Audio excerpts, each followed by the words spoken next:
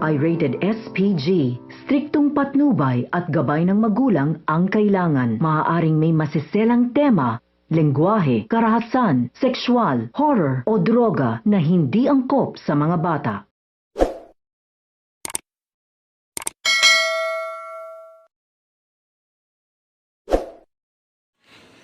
Patuloy ang panunuyo ni Paulo sa kanyang asawa para tuluyang maayos at maibalik ang dating samahan at mukhang mapapatawad naman siya ni Marge at bibigyan ng second chance. Samantala, nakiusap si Regina kay Marge na bantayan si Thea. Huwag niya umano hayaang manipulahin niya ang kanyang asawa. Wala umano siyang tiwala sa kanya. Naabutan ni Marge na tinutulak ni Thea ang wheelchair ni Greg papalapit ng pool at nilapitan niya ito pero siya pa ang binaliktad. Pinabayaan niya umano si Greg na mag-isa sa pool. Ayon kay Marge, iba umano ang kanyang nakita. Napiko naman si Thea at tinulak si Marge sa pool at balak lunurin. Mabuti na lang dumating si Edward at iniligtas si Marge.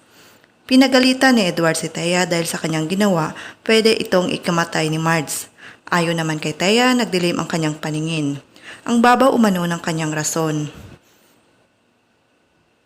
Pagod na umano siyang makisama sa isang taong gagawin ang lahat kahit kasamaan para sa ambisyon.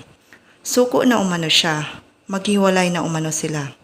Aabangan natin dahil palalayasin na ni Greg si Thea sa kanilang bahay. Tuluyan na bang mawawasak ang marelasyon? Abangan!